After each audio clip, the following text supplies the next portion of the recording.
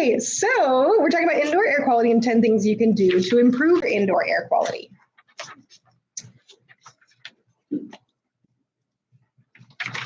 So adults take on average 22,000 breaths each day, and we spend about 90% of our time indoors. And indoor air pollutants are often 2 to 5 times higher than the outdoor levels. So if you're watching and worried about your outside air quality, like watching on your weather app, that's fantastic. But if your indoor air quality is bad, then we got another problem. So we have a short video. I think I just click, see if I can get her to play.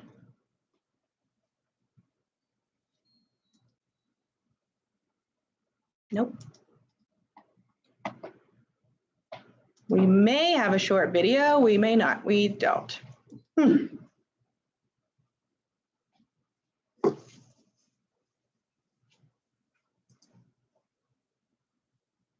I might be able to play it from here. Yeah, there we go. Oh gosh.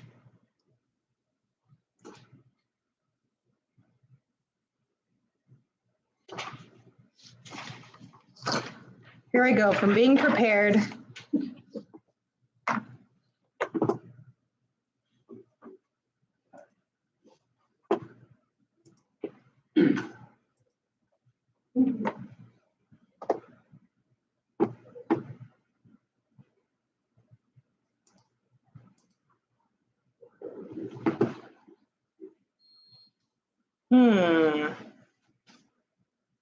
Well, this is very interesting without sound. Go over to the volume on the left. Oh, well. You just muted it, so I would try unmuting again and doing the other thing. See if that.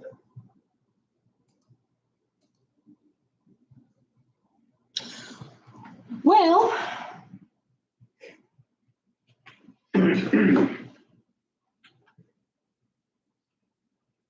I guess we'll just not listen to this video. I'll move on. Okay.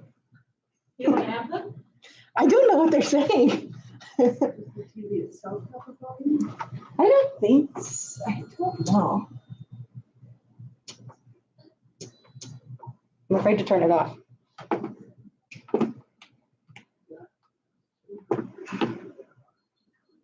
Well, we tried. Okay. So much for being ready. This is like, I'm so close at being good at the tech. This is my one. Okay, so let's move on. Okay, so the indoor air quality. Indoor air pollution, including particulate matter, radon, volatile organic compounds such as formaldehyde, can cause stroke, heart disease, COPD, asthma, and lung cancer. Mostly this occurs after repeated exposures over many years, but cardiovascular events may occur after a brief exposure to certain pollutants. Indoor air pollution can increase inflammation in lung tissue and increase COPD and asthma symptoms. Exposure to pollution can accelerate lung function decline. Infectious illness such as the flu, COVID, common cold viruses are all transmitted through the air. It's important to work towards improving indoor air quality to protect your health.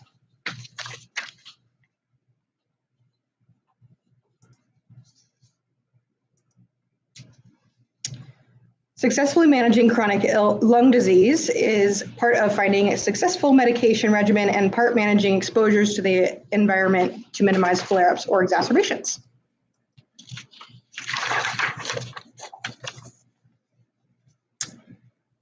Before we dive into the list of things that you can do today to improve your home's indoor air quality, let's first look at the basics for improving indoor air quality.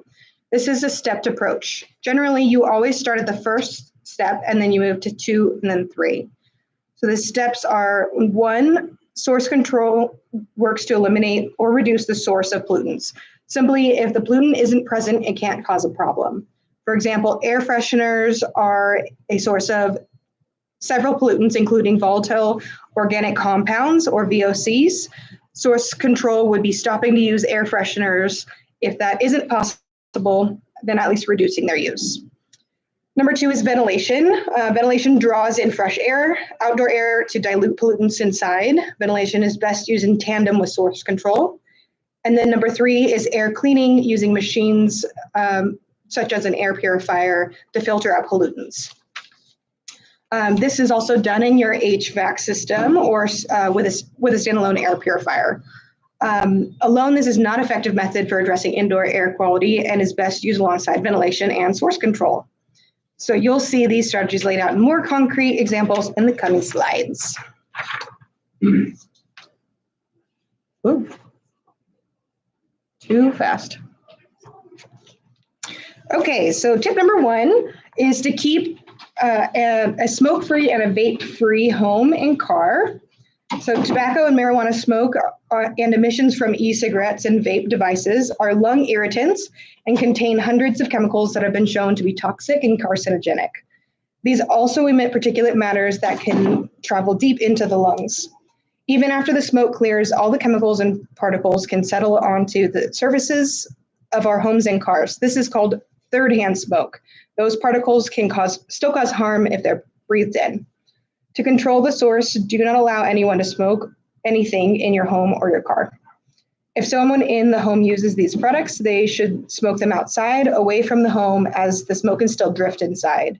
The user should consider wearing a smoking jacket that they remove immediately upon entering the home so the smoke particles don't transfer into the home.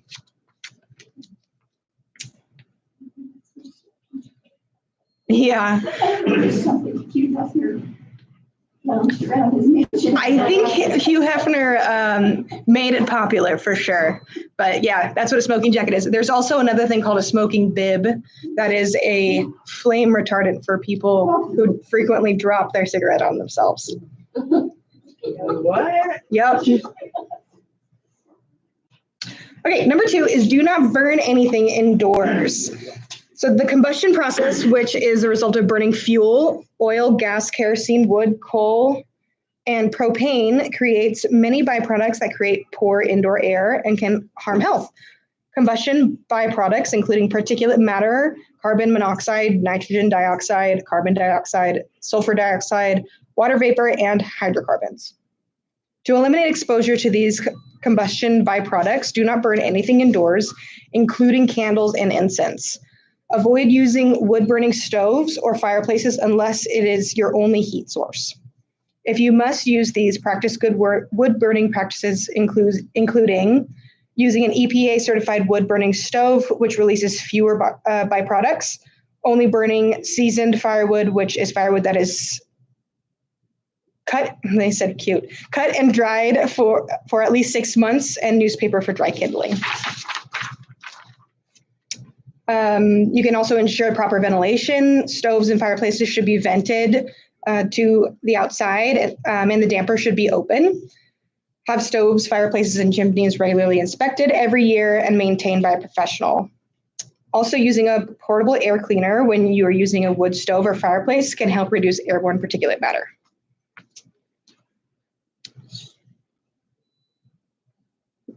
Number 3 is get rid of chemicals, perfumes, and strong odors. The items we bring into our home can be a significant source of indoor air pollution. Products like air fresheners and cleaning products can have harmful ingredients, including volatile organic compounds, VOCs. VOCs are gases that are emitted into the air at room temperature from products or processes. It's sometimes referred to as off-gassing. Common VOCs include formaldehyde and benzene. Breathing in VOCs can cause headaches, dizziness, nausea, eye and respiratory irritation, but these symptoms usually go away when you eliminate the exposure. Long term, some VOCs have been linked to cancer that can impact the liver, kidneys, and nervous system. So tip number 3 is to eliminate use of air fresheners, including sprays, plug-ins, candles, anything that is used in the home to create a scent. Sorry, Sensi. For cleaning products, choose safer or greener cleaning products. Everyday products like baking soda and vinegar is safer and more cost-effective. You can also look for products that have EPA safer choice on the label. I have a question real quick, if you don't mind. Yeah. So I had to eliminate all those because I went to coughing and sneezing fits because I have asthma as well as COPD with all of them. So I eliminated those.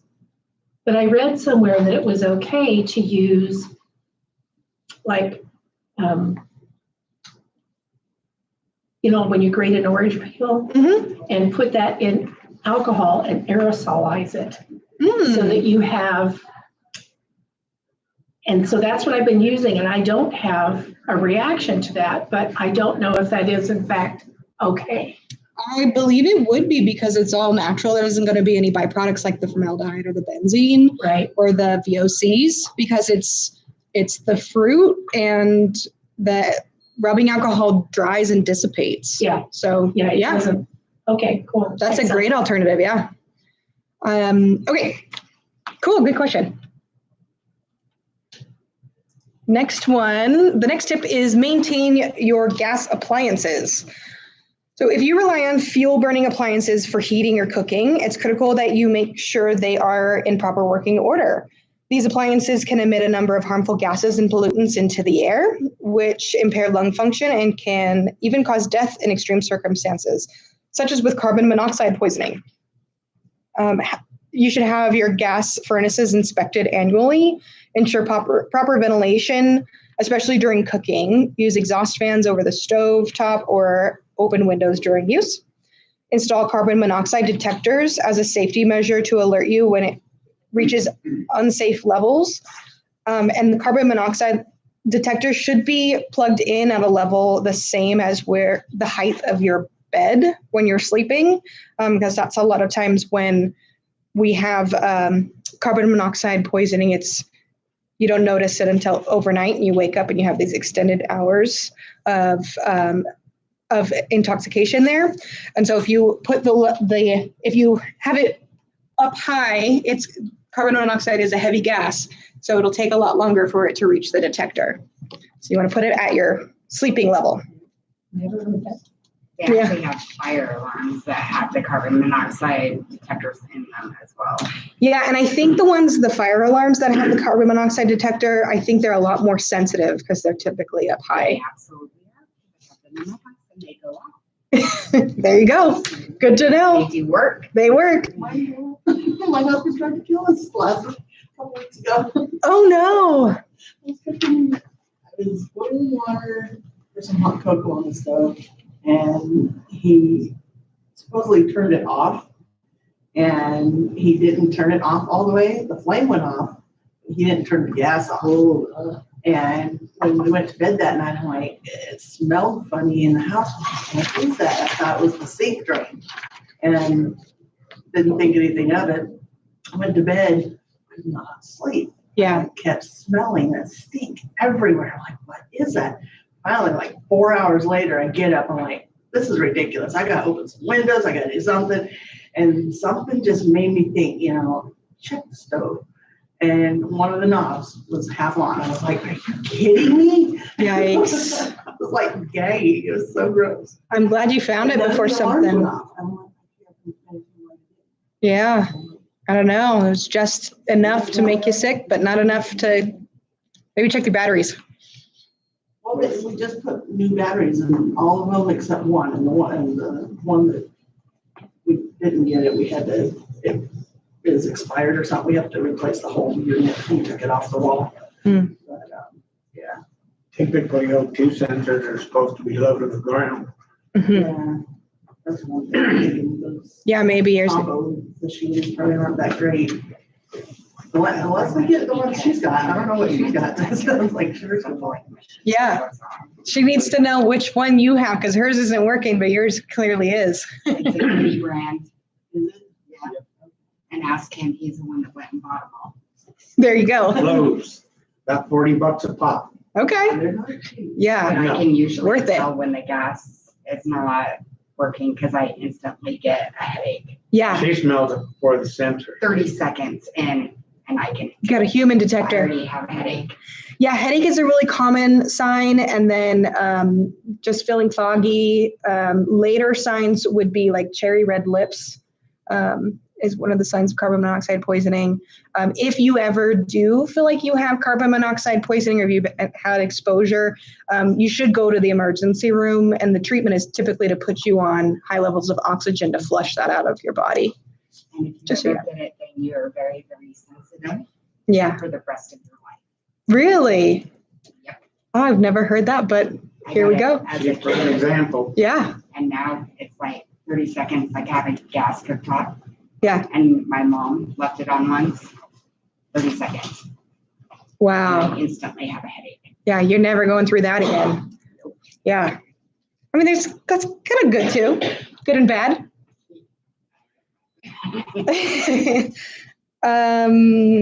Okay, so let's go to the next one. So number 5 is create a lung-friendly bedroom. So Americans sleep 7 hours on average every day. So it's important to make sure that our bedrooms or wherever we sleep are lung-friendly. Unfortunately, many allergens and pollutants are found in our bedrooms and more specifically in our bed. This includes dust mites and pet dander. Dust mites are microscopic pests that live in warm, humid places. They are present in high concentrations in our bedding and other fabrics. They are also a significant allergen. To control these sources, if you have pets, keep them out of the bedroom if possible. If not possible, keep them off the bed so that they aren't transferring dander onto your bedding. I know everybody's going, ooh. I'm going to say, side note, if I didn't have my dog sleeping next to me, I would be frozen because my husband keeps it like Arctic in there. But I think I need to wash my bedding more often. You keep washing it. Yeah, I typically do, unless it's a crazy weekend. So you can also use dust mite pillows and mattress encasements, as you see in this picture here. These will effectively contain the dust mites to minimize your exposure to when you're asleep. Washing all bedding, including dust mite encasements, in hot water weekly. And then you can also vacuum and damp dust weekly if possible. Damp dusting is simply getting a cotton or microfiber cloth slightly damp and running it over all the non-porous surfaces to capture dust, dander, and other pollutants that may have settled onto the surface. That way you're not also aerating the dust and getting it everywhere. Back on that inside your bedroom, Yeah. if you're wearing a full mask CPAP, it shouldn't matter. Yes, you got to change your filter on your CPAP regularly. Make sure you have extra special considerations. Changing the filter, making sure you're using sterile water, cleaning the hose and Not the sterile water, it's distilled water. distilled water. Yes, there is a difference. We use sterile in the hospital because we don't have distilled. I filter once a week too. I just take that little thing out and first I just wash it under the water and then I use distilled water on it and then dry it. I just Stick it do back it in in. every 2 weeks, don't worry about it. Yeah, there you go. But yeah, you are breathing filtered air, so that's a really good point. If you're using a CPAP, as long as you're maintaining the CPAP, then you're breathing filtered air. Right. Yeah, she got you She taken turns care my of. Scentsy candle on and it gags me. I cannot breathe. So I have to put the mask on as soon as I get up there. You filtered out the Scentsy. Yep. All right. Next one. So number 6 is vacuum. You don't need to watch this part. Floors and specifically carpets can harbor a lot of pollutants that get kicked up back into the air when we walk on it or otherwise disturb the carpet. To eliminate this source, opt for hard surface flooring. If you can't get rid of the carpet, vacuum regularly, ideally weekly, to reduce the amount of pollutants in the carpet. How you vacuum also matters. We want to let our vacuum do its job, and it's hard to pick up everything if we quickly and haphazardly run the vacuum. The best way to do it is to go slowly in one direction and then go back over it in a 90-degree angle. For area rugs, preferably to eliminate their use, but don't forget to vacuum those regularly as well, using the best vacuum practices slowly 2 passes. You also want to make sure your vacuum you vacuum both sides of the rug. If you're in the market for a vacuum cleaner,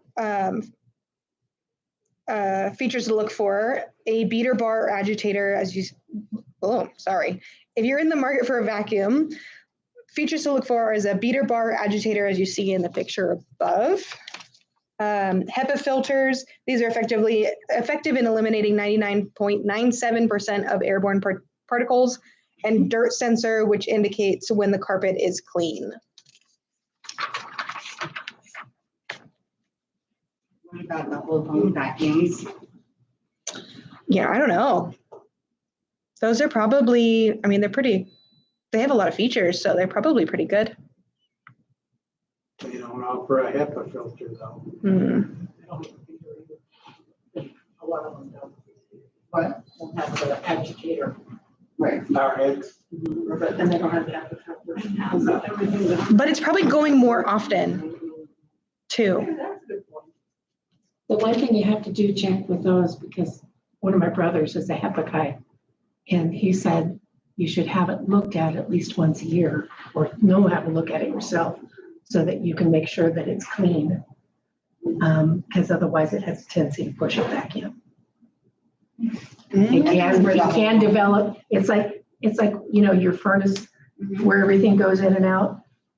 If people actually looked at those and saw what was in there, yeah. So he said it's that'll tell you. exactly. Yes. Yes. And so, yeah, he just said it's good to look at anything like that. At least once a year. Yeah. Part of the spring cleaning. I always do it as fall cleaning. Fall cleaning. Because, I mean, do spring cleaning too, but it's like I'm going to be indoors a lot in this fall. So That's good. That's Going such a into good winter. point. Yeah, why do we wait until spring when we spend so much time inside all fall and I think winter? spring cleaning is just like, let's open up all the windows Yeah. and doors and get all the gunk out. Yes, I agree with that. But Yeah, fall cleaning, I'm going to be stuck in here. So I really do my big cleaning. yeah, the filters and yeah, that's a good point. Okay, next one, number 7, is keep it dry. So excess water or moisture in the home can spell trouble for indoor air quality. Whether it's from leaky pipes, window condensation, or cooking, excess water can lead to mold growth and can sustain pests like rodents, cockroaches, and dust mites. Exposure to these types of biological pollutants can trigger allergic reactions and can be asthma triggers. It is critical to address water problems as soon as they show up. Fix any leaks immediately and dry up the area using towels and fans. Wipe up water wherever you see it. Water spills, condensation on windows, condensation on the bathroom mirror after bathing, etc. Cooking creates excess moisture in the air. Cover pots and pans when cooking and use the exhaust fan over the stovetop when cooking. Bathing is also a source of excess moisture. Be sure to run bathroom exhaust fans while bathing, and ideally for 30 to 45 minutes after, to clear out your excess moisture in the air.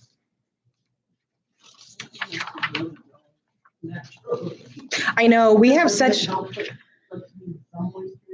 Yeah, that is true. I think what this slide is really going on is when it gets stuck in one spot. Yeah, and we're so dry here, especially in the winter, that a lot of people run humidifiers to moisten their air in their home because it's just so dry. Those you have to be very careful with to keep clean, because if you just keep refilling it and the water gets stagnant in there, it can also grow mold in there, and then you're aerosolizing mold. So I think if run dry, yeah, that's better practice. Yeah. But if you have a bathroom that gets really moist and it's, when the mirror gets moist and the walls get kind of moist, that's where that kind of moisture can grow mold if it stays. I've been in places where you take a shower or something and you come out and you see beads of water on the walls and stuff. We don't have that. Your house is dry enough. Yeah. So dry. You're not going to have any mold problems then. That's good. Okay, next one. Number 8 is test your home for radon. Radon is the second leading cause of lung cancer after smoking. So it is colorless, odorless, and naturally occurring. It begins with the radioactive decay of uranium, a metal found in rocks and soil in most places in the United States. As it breaks down, it becomes radon gas, which finds its way into our homes from the ground and then into the air that we breathe. There are certain areas of the country that have a higher radon levels indicated in red on this map. So it's hard to see exactly, but we are in orange. Yeah. I think didn't Health and Welfare just put out a thing about the radon levels and you can get a free test? You can. Mm-hmm. Where? How? I don't know that. I saw it on Facebook on like Channel 7 News I think 2 weeks ago. I can send out, I can find out and let you know. But I'm pretty sure if you go to Central District Health, if you're in Ada County, or Southwest District Health, if you're in Canyon, I think they have radon kits. Yeah. Didn't you know all this already? I don't know everything, Doug. They said it had to go through the Idaho Department of Health and Welfare, Yeah. but it's free to anybody that lives here. Yeah. Right. Yeah. I will find out and report back. I should have done that ahead of time. I'm sorry, Doug. Yeah, it looks like we're fine. We're right on. Yeah, it does look like that. Okay, so it says even in yellow and orange zones, however, your home can still have a radon problem. So the only way to know is to use the test kit. Do at home test kits are simple to use, low cost, and sometimes free. And you can also hire a professional, but if we can do it for free, that's better. If your test shows elevated levels of radon, you can reduce it safely with the installation of a professionally installed radon mitigation system in your home. I'm pretty sure that Central District Health has them, but I can send that out in an email after. Make sure I have everybody's email in this group. All right, number 9. You may remember from our earlier slide that looking at the 3-step approach to addressing indoor air quality, number 2 on the list was ventilation after source control. So tips 1 through 8, we're looking at source control, and now that we're talking about ventilation.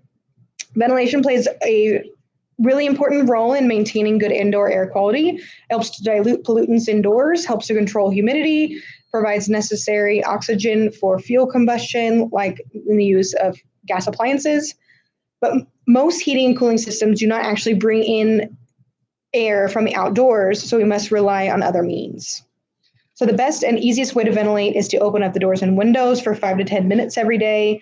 We don't, however, want to open our windows if outdoor air quality is poor, for example, during wildfire smoke season, or if you live close by to a busy highway or construction area, or if the pollen counts are really high.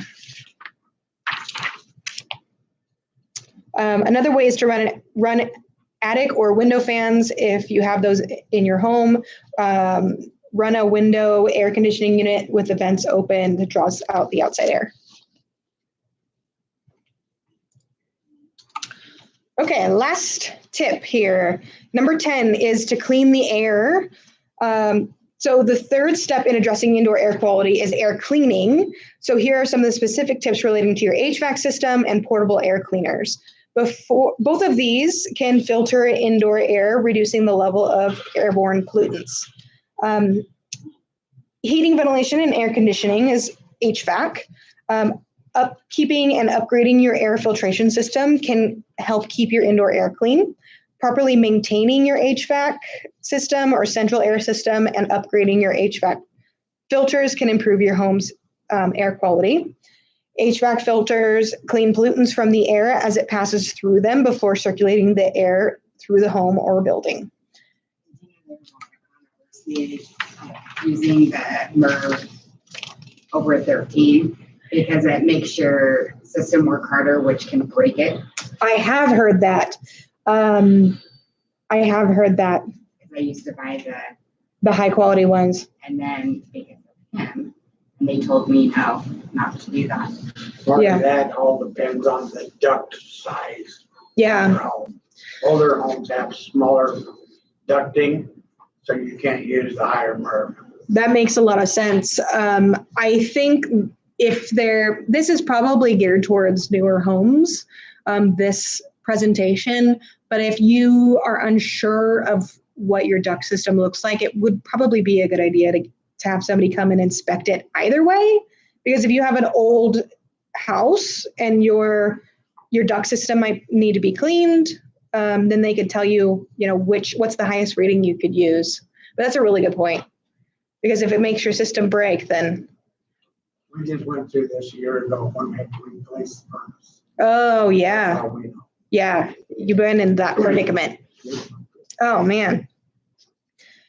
Okay, it says the default filter for these systems is typically a low efficiency and are rated around MERV 8.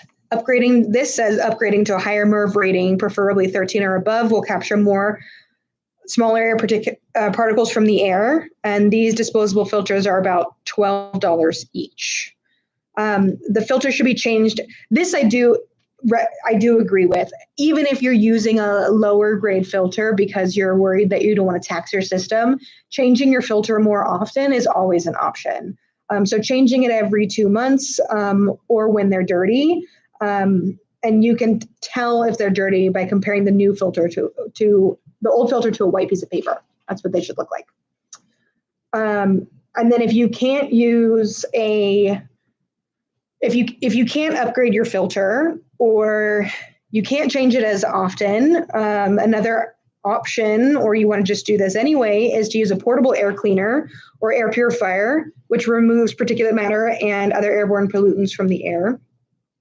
Studies show modest health improvements in individuals who consistently use mechanical portable air cleaners in their home. Units with HEPA-rated filters are the most effective types of air cleaners. Portable units are best for single room use rather than multiple room use or whole house areas. Large areas and homes may need more than one air cleaner. An air cleaner should be placed in one room or rooms where you spend the most amount of your time. Close the doors and windows in the room where the air cleaner is running to increase its effectiveness. I always like to say put it in your bedroom or wherever you sleep, because that's where you spend a big chunk of your time.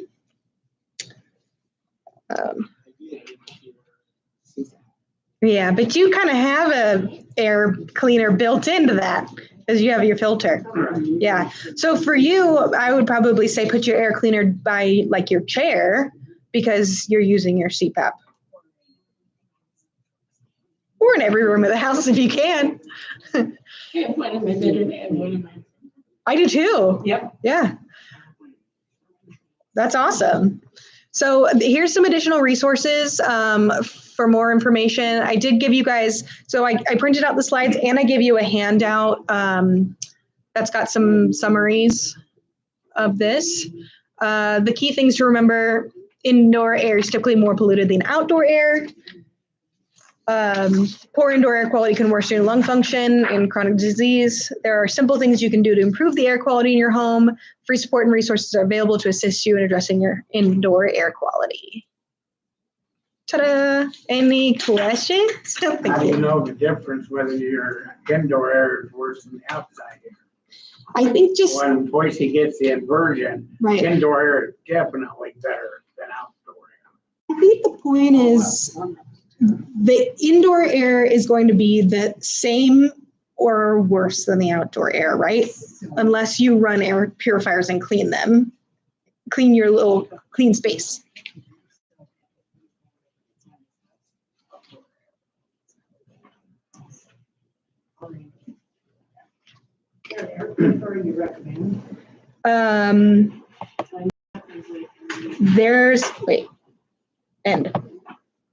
So there isn't